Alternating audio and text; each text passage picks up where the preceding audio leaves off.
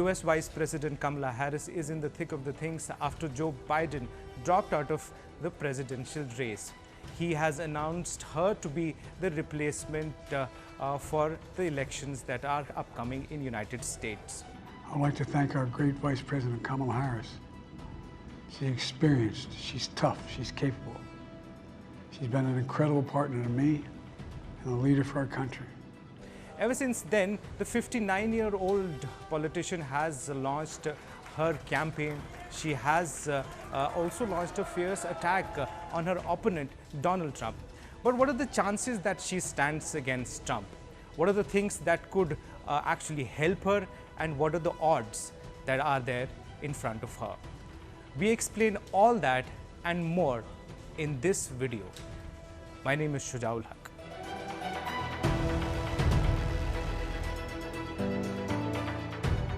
Harris is yet to officially become the nominee for the Democratic Party. However, she has already secured support from many of the party delegates.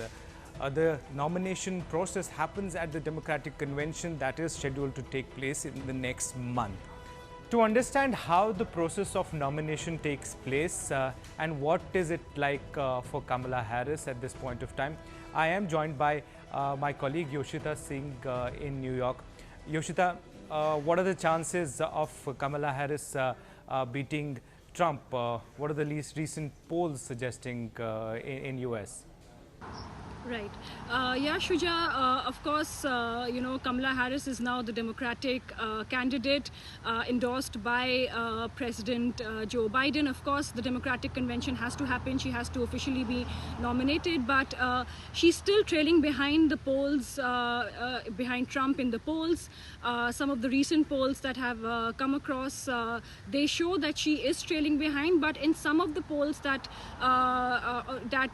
cater to the black population, the Hispanic population and the younger voters, in those polls she is ahead of Trump, but overall on an average she is trailing behind, even though the percentage points are 1.5 to 2%, but still she's trailing behind. But still there's a long way to go between now and the November elections, and of course the tide can turn anyway. We will have to wait and see. Yeah, so what exactly could go against her? What are the odds, so to speak?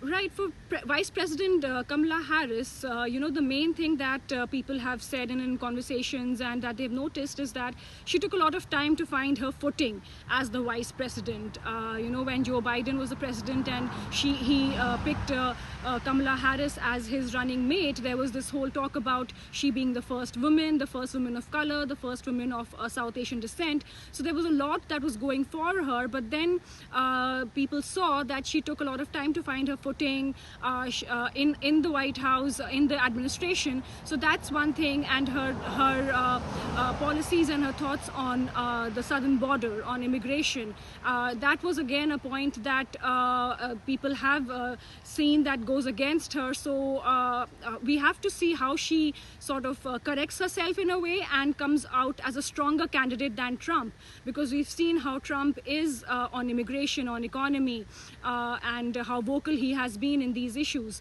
So for her to build up from this point on, not as a vice president but as the US presidential candidate from the Democratic Party, so that way we will have to see how she builds on some of the weaknesses that have followed her in this administration. So in her campaign so far, what do you think could be the plus points that could work for her? Again, I think some of the weaknesses here can also be seen as a plus point. The fact that she is a woman, the fact that she is the first woman of color, a woman of South Asian descent. So she has a lot of support among black voters, among Hispanics and young voters as compared to Trump. So she really needs to build on this base, especially in the battleground states of Pennsylvania, Wisconsin and Michigan. If she can turn some of these voters and some of the undecided voters who probably probably would not have voted for Biden, but now are energized to have a younger face in the election fray. So she can use all this, and of course her record as a prosecutor. You know, there's talks about how there's a prosecutor and now a convicted felon pitted against each other in the U.S. presidential elections. So a lot of her strengths can also come as to what she brings to the table now as a Democratic presidential nominee. Okay, so about the Democratic Convention, explain to us, what happens there? How is the process of nomination, taken forward? Right. So far, Kamala Harris is the only Democratic candidate in the fray. There's nobody else who has stood up and said that they will, or thrown their hat in the presidential race. And obviously, it's too late now.